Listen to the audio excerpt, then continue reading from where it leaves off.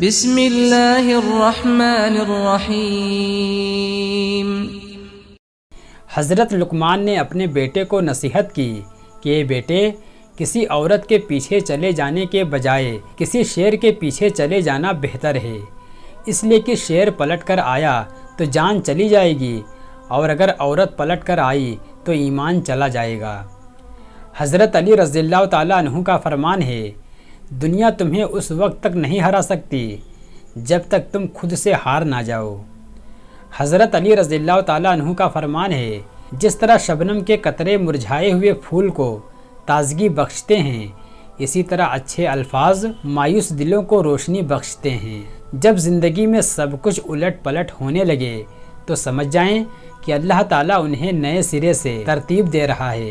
اب دعا کرو، انتظار کرو اور دیکھو، جو بھی کرے گا بہترین کرے گا۔ اللہ کی پکڑ انسان کی اکڑ کو ایک جھٹکے میں نکال دیتی ہے، اس سے پہلے کہ ٹوٹ جاؤ، جھک جاؤ۔ تم گلاب کا پھول بن جاؤ، کیونکہ یہ پھول اس کے ہاتھوں میں بھی خوشبو چھوڑ جاتا ہے جو اسے مسل کے پھینک دیتا ہے۔ انسان کے آنسو اس وقت مقدس ہوتے ہیں جب وہ کسی اور کے دکھ اور تکلیف کو محسوس کر کے نکلیں۔ اگر کامیابی چاہتے ہو تو نمازی بن جاؤ، کیونکہ نماز کے بغیر کوئی بھی کامیابی ممکن نہیں۔ برا دوست کوئلے جیسا ہوتا ہے، جب کوئلہ گرم ہوتا ہے تو ہاتھ جلا دیتا ہے، اور جب کوئلہ ٹھنڈا ہوتا ہے تو ہاتھ کالا کر دیتا ہے۔ حضرت علی رضی اللہ تعالیٰ عنہ کا فرمان ہے، جب کبھی تمہیں اپنے رزق میں کمی نظر آنے لگے تو کچھ مال اللہ کو دے کر اللہ کے ساتھ تجارت کر لیا کرو۔ جنت کے منتظر نہ رہو، بلکہ ایسے بن جاؤ کہ جنت تمہاری منتظر رہے۔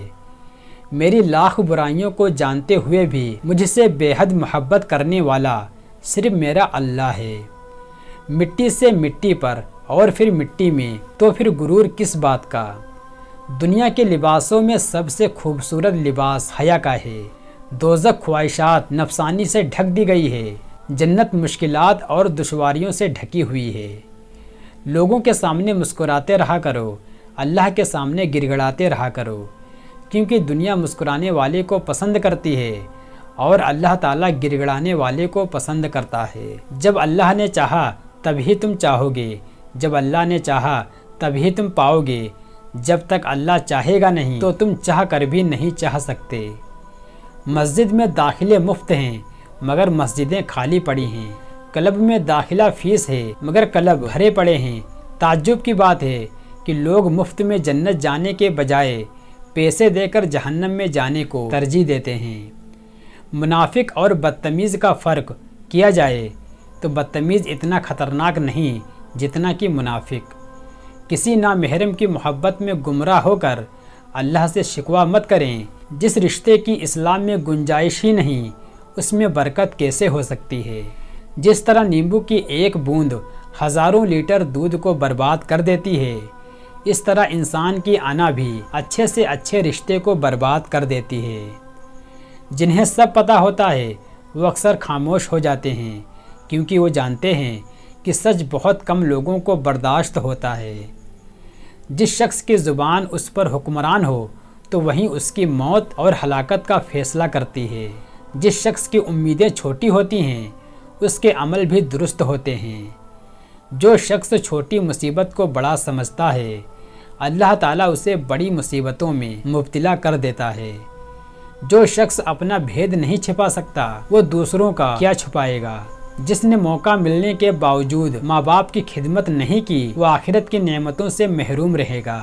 جب دل میں میل، طبیعت میں جد اور لفظوں میں مقابلہ آ جائے تو یہ تینوں جیت جاتے ہیں، بس صرف تعلقات اور رشتے ہار جاتے ہیں۔ آج کل رشتہ دار ان لکڑیوں کی مانند ہو چکے ہیں جو دور ہوں تو دھواں دیتے ہیں اور اکٹھے ہو جائیں تو آگ لگا دیتے ہیں۔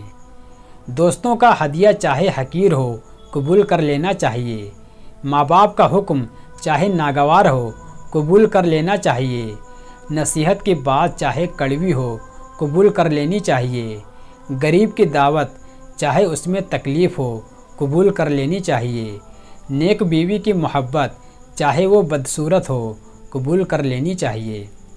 حضرت علی رضی اللہ تعالیٰ عنہ سے پوچھا گیا کہ جانور اور انسان میں کیا فرق ہے؟ آپ نے فرمایا کہ جو صرف اپنے لیے سوچے وہ جانور ہے اور دوسروں کے لیے سوچے وہ انسان ہے۔ نعمتوں میں اضافے کی کنجی شکر ہے، علم کی کنجی اچھے الفاظ میں سوال کرنا ہے۔ زبان کی حفاظت دولت کی حفاظت سے زیادہ مشکل ہے۔